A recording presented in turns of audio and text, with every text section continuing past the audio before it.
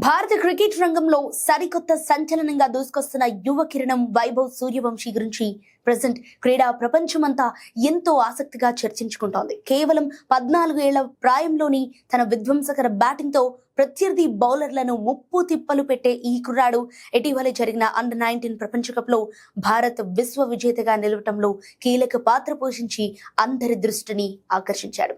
ముఖ్యంగా 2025 ఐపీఎల్ సీజన్లో రాజస్థాన్ రాయల్స్ జట్టు తరపున బరిలోకి దిగిన వైభవ్ అతి పిన్న వయసులోనే అరంగేట్రం చేసిన ఆటగాడిగా చరిత్ర సృష్టించాడు.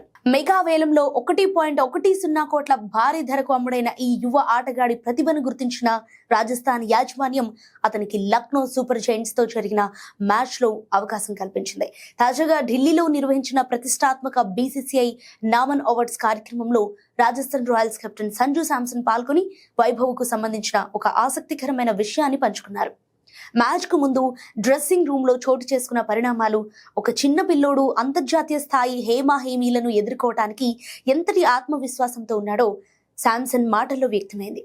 ఇది కేవలం ఒక క్రీడాకారుడి కథ మాత్రమే కాదు, అసాధారణమైన ప్రతిభ ఉంటే వయసుతో సంబంధం లేదని నిరూపించిన ఒక అద్భుత ప్రయాణం. సో ఆసక్తికరమైన ఈ సంఘటన గురించి సంజు శాంసన్ వివరిస్తూ టీమ్ కోచ్ రాహుల్ ద్రవిడ్ వైభవ్ మధ్య జరిగిన సంభాషణను గుర్తు చేసుకున్నారు. మ్యాచ్ ప్రారంభానికి ముందు ద్రవిడ్ వైభవ్ ను పిలిచి ఆనాటి ఆట గురించి నీ ప్రణాళిక ఏంటని ప్రశ్నించగా ఆ చిన్నారిచ్చిన సమాధానం అందరినీ ఆశ్చర్యపరిచింది. సార్, నా దగ్గర ఎలాంటి ప్రత్యేకమైన ప్లాన్స్ లేవు, బంతి నా జోన్లోకి వస్తే చాలు, దానిని స్టాండ్స్ లోకి పంపడమే నా పని అని ఎంతో సహజంగా భయం లేకుండా సమాధానం ఇచ్చాడట.